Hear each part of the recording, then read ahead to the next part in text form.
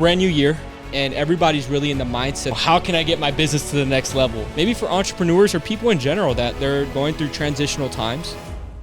Maybe they're exiting one career and getting into another. That takes a lot of planning. Create that internal framework, and when that's established, everything goes by smooth. If it wasn't mapped out, then it would be like, okay, I'm done with this, now what? When did you start to realize like the little things that the military was really teaching you? Because obviously we know it's the little things that lead to the big things. All right, guys, welcome back to another great episode of Educate and Elevate with Pablo and Armando. This is a podcast that really is designed to help you and your thoughts get to the next level, and really just start thinking about, especially now, Armando, we're in the new year. We're on a segment of planning, right?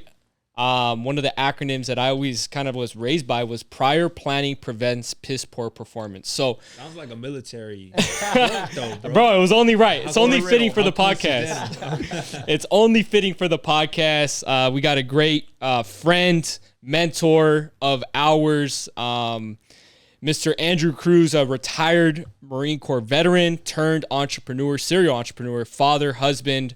Just great dude overall, man. So we're really happy to have you on the Educate and Elevate podcast.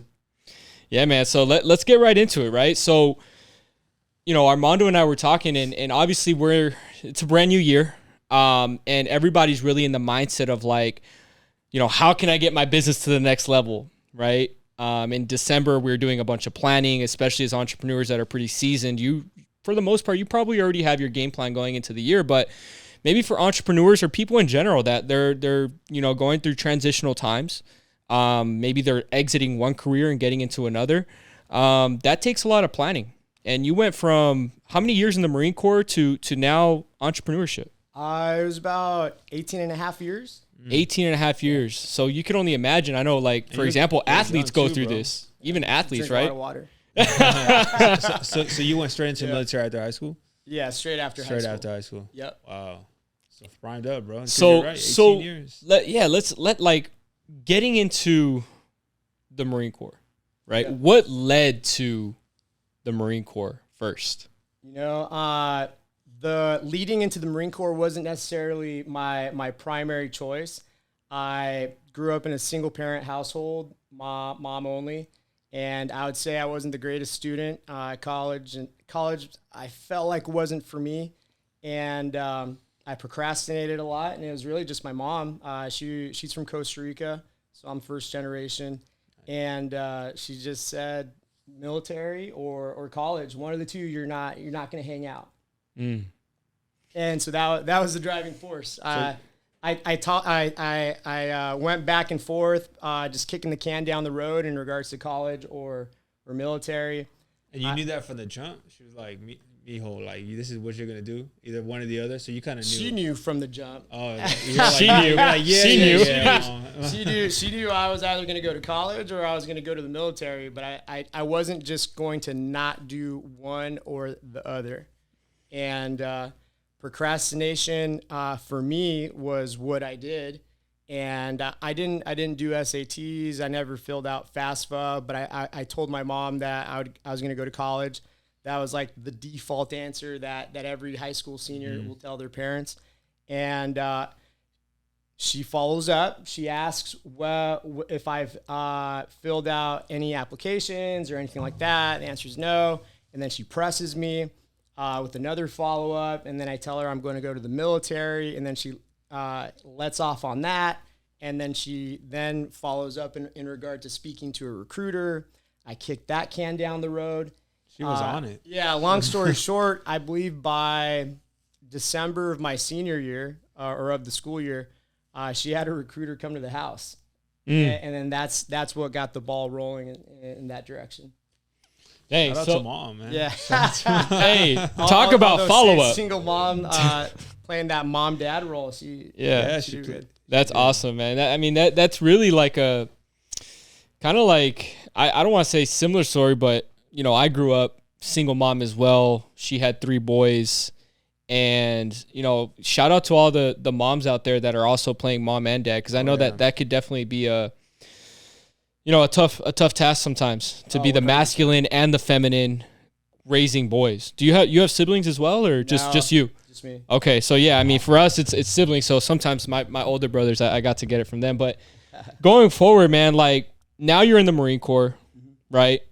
From what I know you today, I'm sure that wasn't who you were, 20 years ago. Absolutely and the guy that I know you, right? The guy that I know you is today is like your habits. I think that's the one thing that if I had to point out one thing, if someone were to ask me like, what's one thing you could take away from Andrew is from what it looks like, bro, like your habits and your routines and your consistency is just on point. And I know being raised by Marines myself, that's something that, I mean, people in the military are really big on, right? Talk a little bit about like the structuring of routines and even like now in business, how that's helped you. Yeah, everything in the Marine Corps is mapped out. It's all structured. It's all planned out. Whether you know what the plan is or you do not know what the plan is, it's mapped out. So for the majority of my adult life, I was following simple instruction and just going through the motions, not necessarily understanding what or why we were doing what we were doing, but I was doing it. And I would say subconsciously, it begins to then plant the seed or create that internal framework of habit, routine, regiment. And when that's established, everything goes by smooth because there's an order of operations and a sequence of events. Whereas if it wasn't mapped out, then it would be like, okay, I'm done with this. Now what? Right? So the now what was always planned until the end of the day in that sense in boot camp. But the operating forces was very, very similar in that sense. There's a lot of systems and processes that looking back is genius. I would say that the Marine Corps, the way it's wired and framed, is set up like any other Fortune 500 company. At the time, though, when I was in the service in my 18, 19, 20, 21, it was just like a pain in the ass because it was a lot of stuff that seemed to be dumb at the time or not understanding why we were doing something a certain way.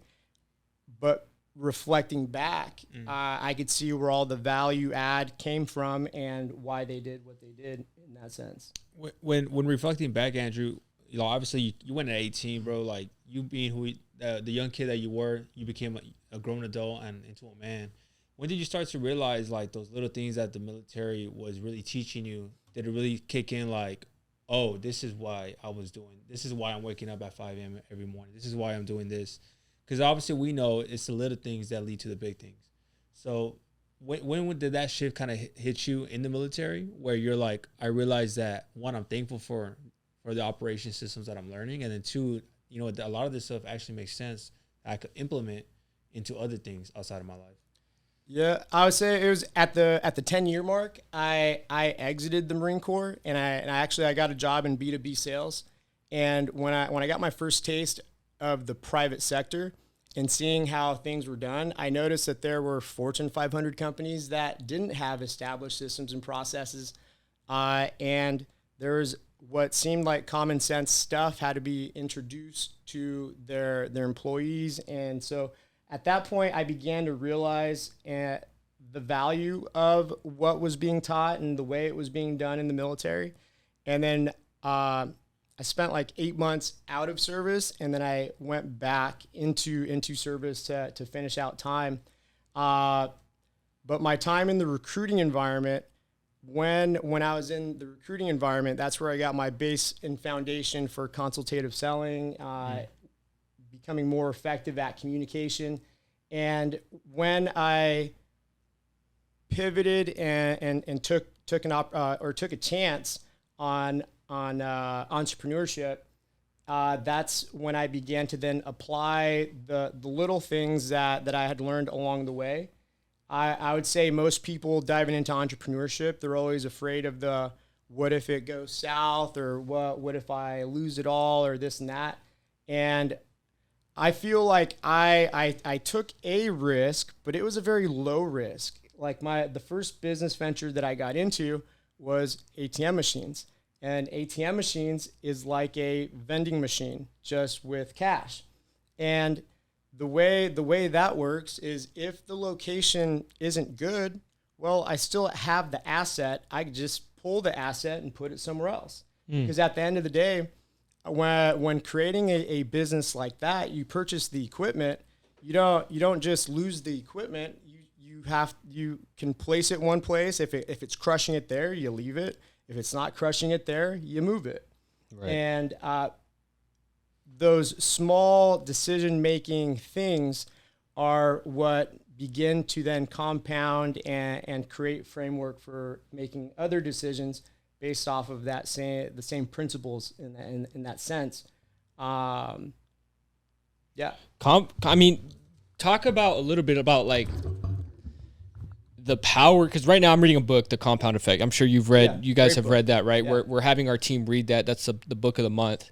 And the power of just compounding your little habits, like Armando put it big, like everyone wants the Lamborghini, everyone wants the $1 million business, everybody wants the amazing body, right? Yeah. But it's the little things that ultimately lead up to the big things. Are there things in your business, or are there things maybe in your life right now where you have like a checklist, for example? Like, I need to make sure that I do these 5 or 10 things every single day to make sure that I'm going to be getting the results that I need to get to. Yeah, I would say this last 12 months are very unique. And I would say that they're unique because it was essentially starting up a new business, a new company, and the specifics of this was systems and processes for operational excellence. And so there are a lot of things that needed to get done in a period of time. But the cool thing is that I had the ability to choose how much time I was going to invest into what I was doing. And I went hard in the paint. I feel like I did 12, 15-hour days, 5 days a week, all year long. And I was actually just thinking about that what I did just recently. And if you were to count up 40 hours a week, 5 days a week for, let's say, I know 11 months is 2,080 hours or something along those lines. So like 12 months is, I don't know, add another like 300 hours or something like that. And so 2,300 hours, doing 15 hours a day, 5 days a week for an entire year, you're going to end up doing essentially 2 years worth of work in a 1 year time frame. So it's like by adding it, by doing more hours on a daily basis over the course of a year, it's like I gained an additional year in development. So what would have taken 2 years to launch and be live, it was 1. And speed is king. You know, and I feel like you probably thought about this too. You thinking about Kobe Bryant? Like when he talked about waking up at 4 a.m. 100%. You remember that clip? He's like doing like 5 practices a day, or like 4 practices a day, or something like that. By the time someone already is catching up to me, I'm already past him. Because at 4, I wake up at 4 a.m. and then I am back in the gym by 9 a.m. Probably, getting a little wrong, but 9 a.m. and now he's back in the gym again at 1. When the first guy is barely waking up to get into 9. So then he talks about, I guess, the compound effect. And then Atomic Habits even says the same thing, bro. He says, it's not for how long you do something, it's for how many times you do it. So I really liked how you said that you were just able to compress your development into a smaller time frame just by going harder on that. 100%. I would say there's another example. I would say in the recruiting environment. So in the recruiting environment in the Marine Corps, it's like you make mission or die, right? Not in reality, but in quality of life. And in the recruiting environment, I would say the recruiters that go to the high schools, they are sales reps. And more people than not, they're not naturally great at communicating or conveying a message or illustrating a word picture to convey some thoughts or ask questions to understand what people's problems are, what their game plans are, or poke holes and what they feel like is their plan.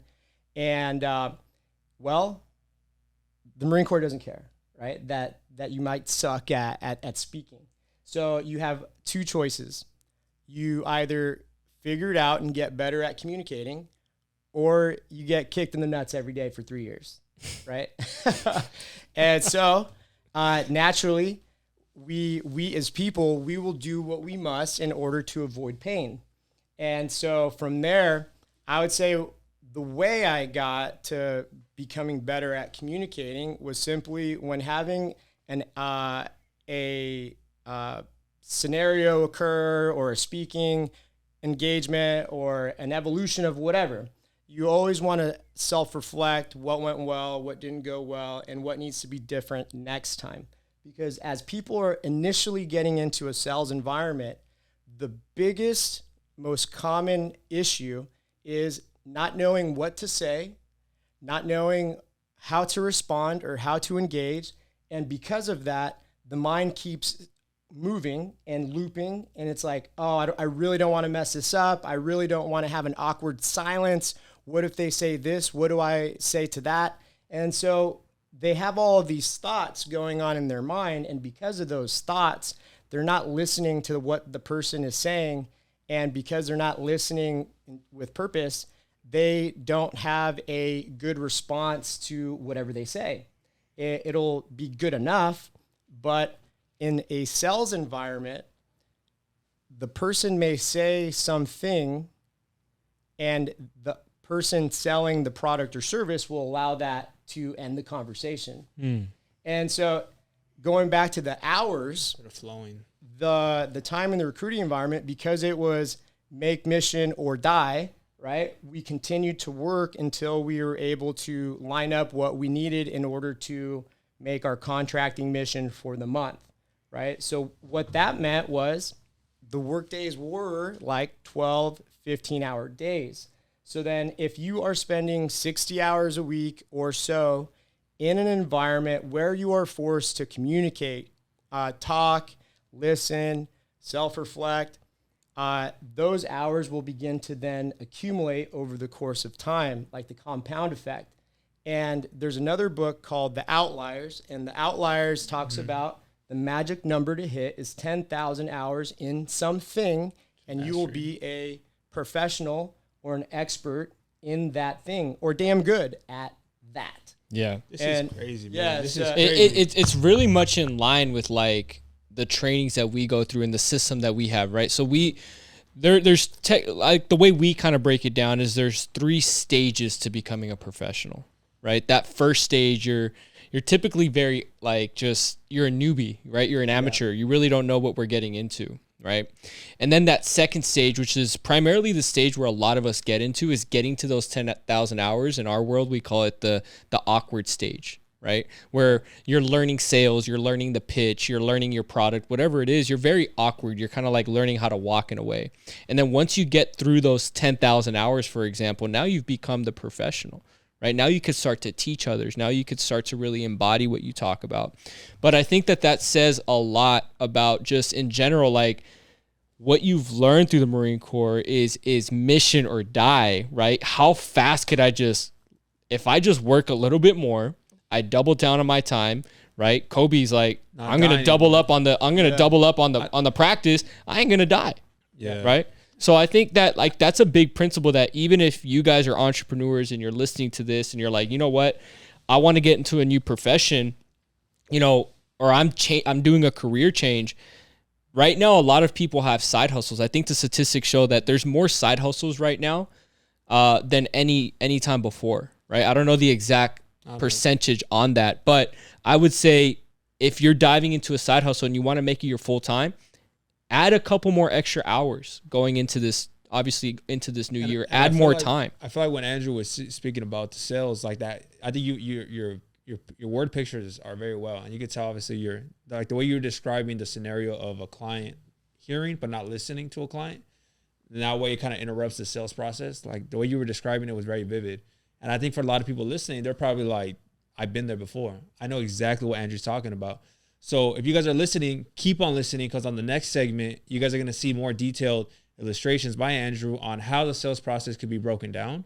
And then for someone like exactly how Pablo was saying, if you're thinking about taking that next step and want to immerse yourself into your side hustle or into your career, like I want to leave my W-2 job, or I want to, from the Marine Corps, step into a business, then tune in for the next episode, because he's going to break down more of how to do that.